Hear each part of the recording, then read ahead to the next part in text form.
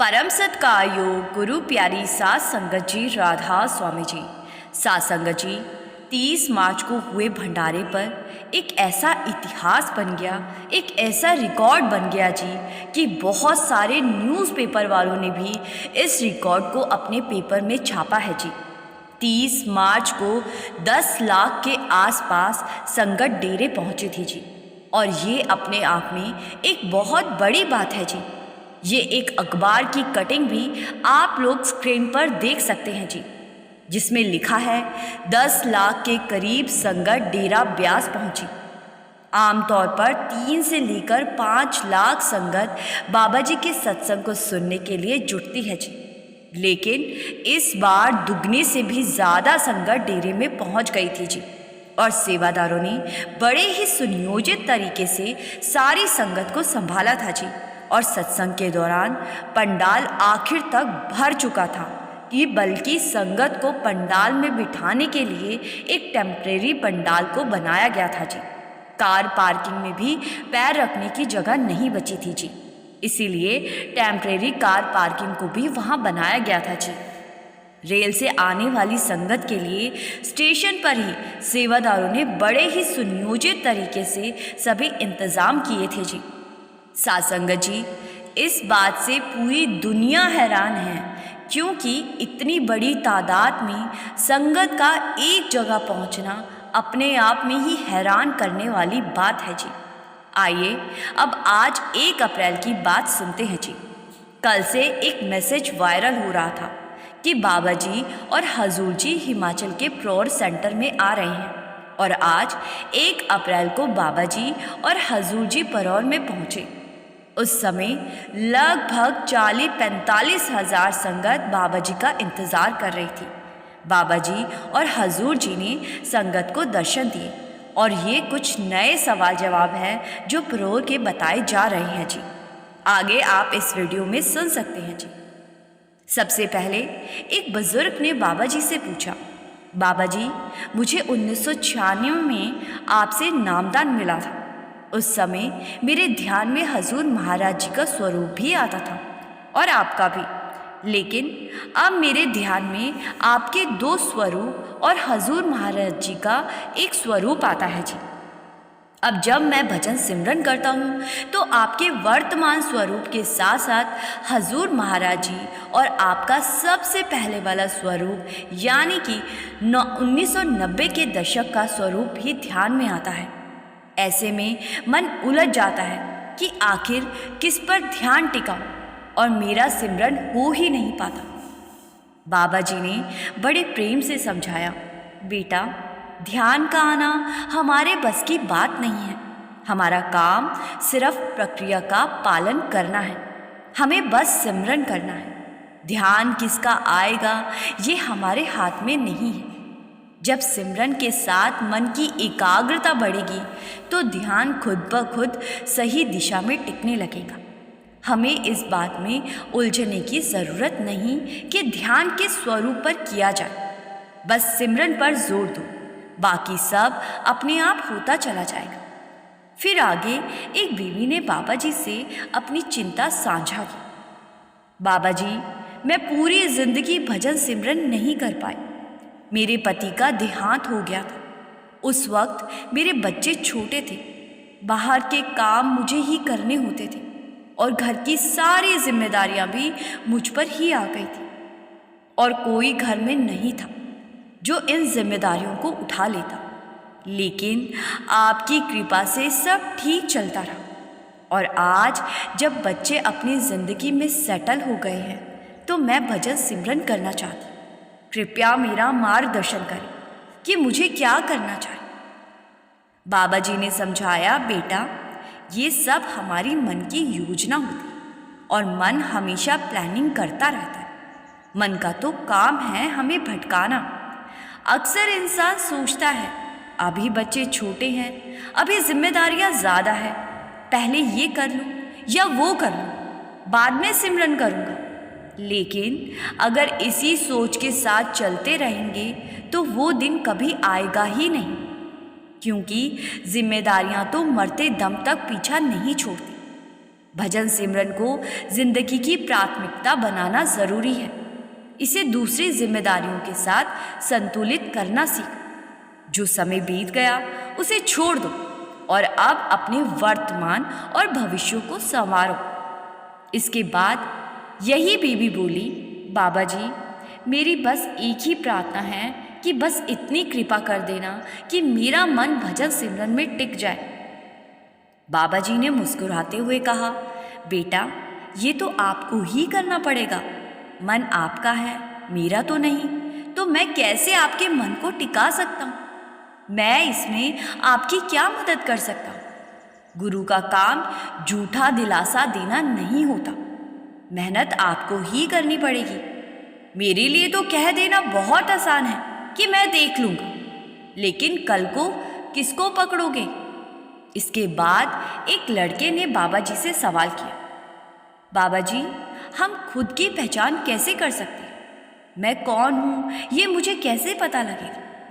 बाबा जी ने उत्तर दिया, बेटा, ये सवाल इंसान सदियों से खोजता आ रहा है, लेकिन इसका जवाब हमें कहीं बाहर से नहीं बल्कि अपने अंदर से मिलेगा।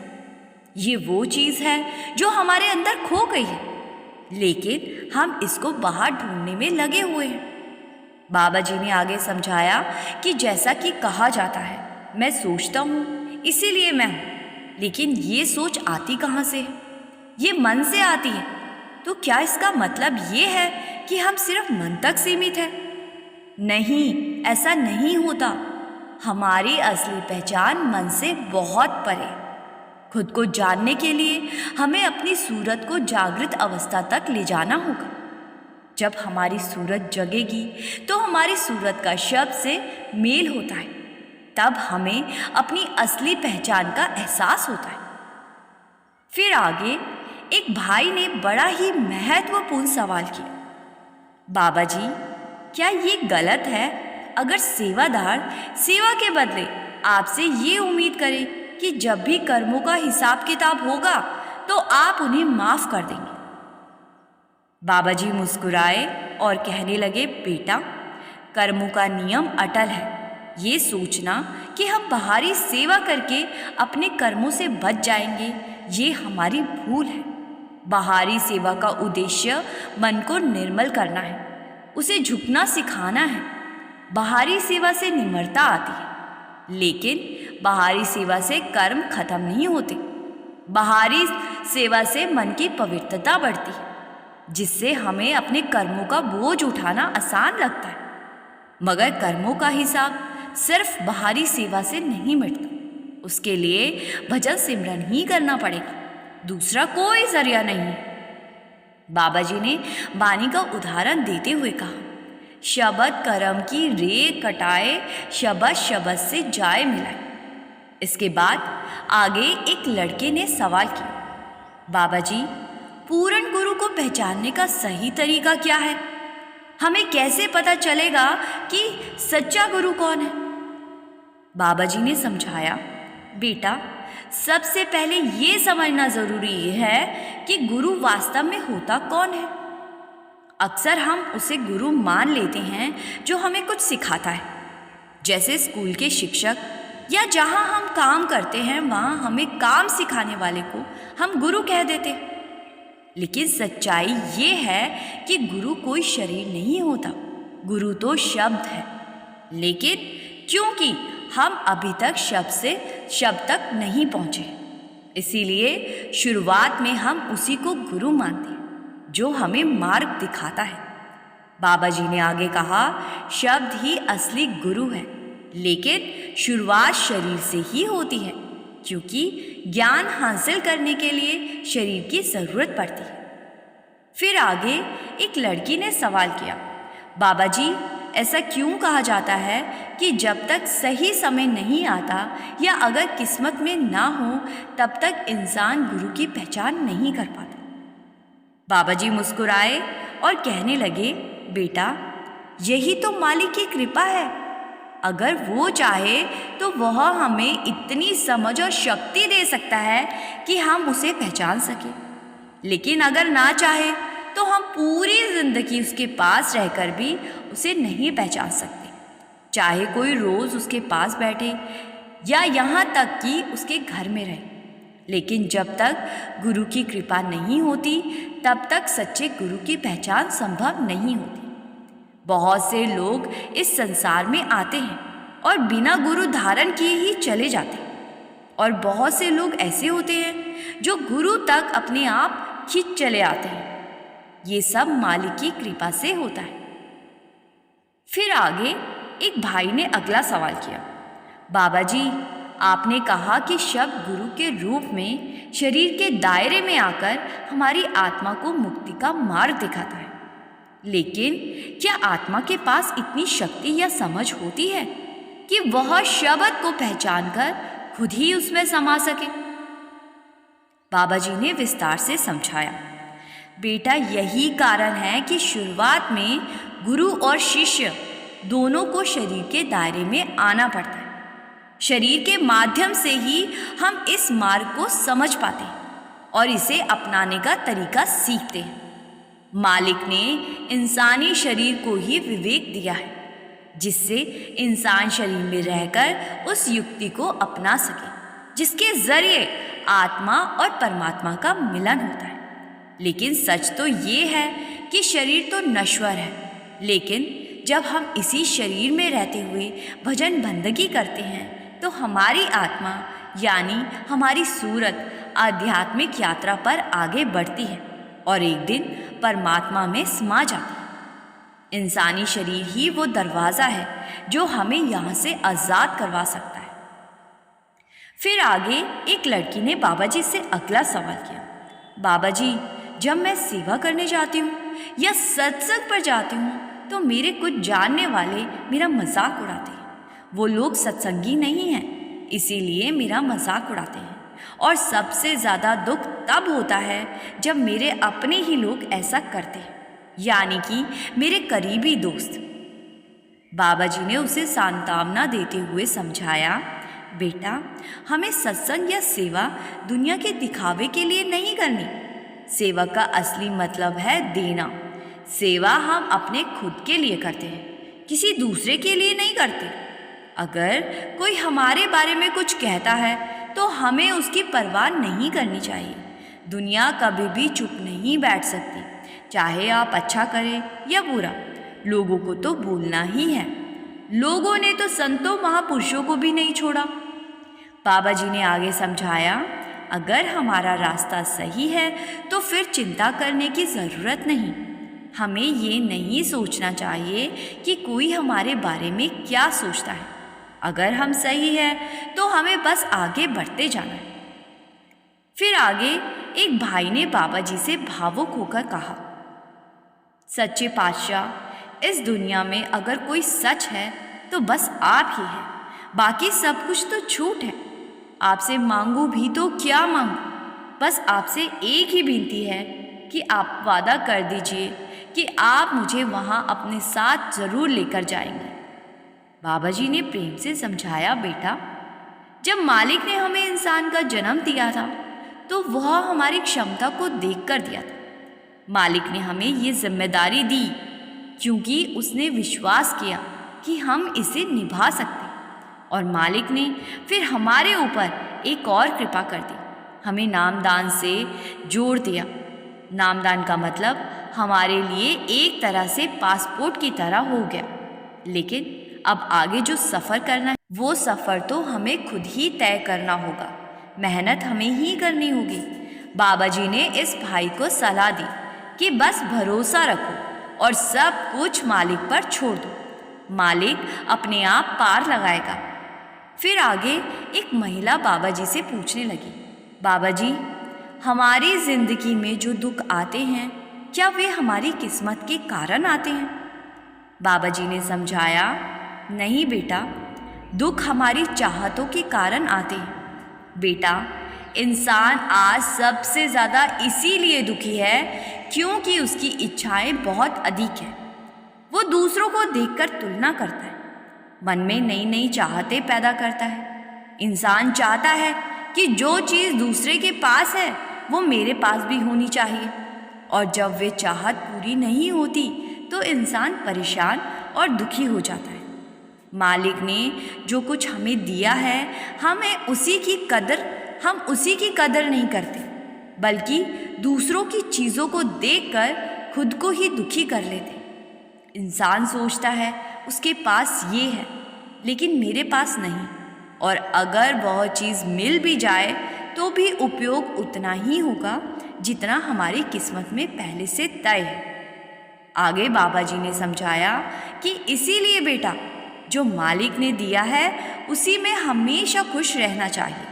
मालिक ने हमें पहले ही हमारी औकात से ज़्यादा दिया है, बस हमें उसे पहचानने की ज़रूरत है। साथ संगत जी, ये आज हुए सवाल जवाब थे जी। शेयर करना मत भूलिए जी, और अभी आप सब वीडियो में बने रहिए जी। अब आपको मैं सुनाऊंगी कि महाराज सावन सिंह जी ने सरदार बहादुर जी को जब गद्दी दी थी तो उस समय क्या हुआ था। ये घटना बहुत ही प्यारी है जी, इसीलिए गौर से सुनना। सरदार बहादुर जी अपने सद्गुरु बड़े महाराज सावन सिंह जी के बहुत ही श्रद्धावान और समर्पित सेवादार थे। उनकी एक खासियत थी कि कोई भी काम शुरू करने से पहले वे हमेशा आंखें मूंदकर सिमरन करते, सद्गुरु का शुक्रिया अदा करते और फिर आदेशानुसार सेवा में जुट जाते। बिना सद्गुरु को याद किए वो एक कदम भी नहीं चलते थे। एक रात लगभग 9 बजे वे अपने कमरे में बैठकर संत मत की एक पुस्तक पढ़ रहे थे। उनका कमरा दूसरी मंजिल पर था, जबकि बड़े महाराज जी तीसरी मंजिल पर विराजमान थे। तभी बीबी लाजो सरदार बहादुर जी के पास आई और बोली, वीर जी, बड़े महाराज जी ने आपको बुलाया है, आप जाकर उनसे मिल लीजिए। इतना कहकर वे अपने काम में लग गई। सरदार बहादुर जी ने हमेशा की तरह पहले सिमरन किया, सद्गुरु का धन्यवाद किया और तुरंत उनके पास जाने के लिए निकल पड़े। उनके कमरे से निकलकर थोड़ा आगे बढ़ते ही तीसरी मंजिल की ओर जाने वाली सीढ़ियाँ थी। जब वे कुछ सीढ़ियाँ चढ़ चुके थे तभी बीबी लाजो ने उन्हें देखा और नीचे से आवाज़ देकर कहा, वीर जी, ज़रा रुक जाइए, अभी बड़े महाराज जी के पास कुछ लोग बैठे हुए हैं। महाराज जी की कोई मीटिंग चल रही है। जैसे ही वे चले जाएंगे तो मैं आपको बुला लूँगी, उसके बाद आप ऊपर चले जाना। सरदार बहादुर जी ने बीबी लाजो को हाँ में सर हिलाते हुए कहा कि ठीक है। उस समय उनका एक पैर 7वीं सीढ़ी पर था और दूसरा 8वीं सीढ़ी पर। वे वहीं खड़े इंतज़ार करने लगे और खड़े खड़े ही सिमरन करने लगे। कुछ मिनट बीते, फिर आधा घंटा, फिर 1 घंटा, लेकिन बीबी लाजो लौटकर नहीं आई। शायद वे रसोई का काम निपटाकर सोने चली गई थी।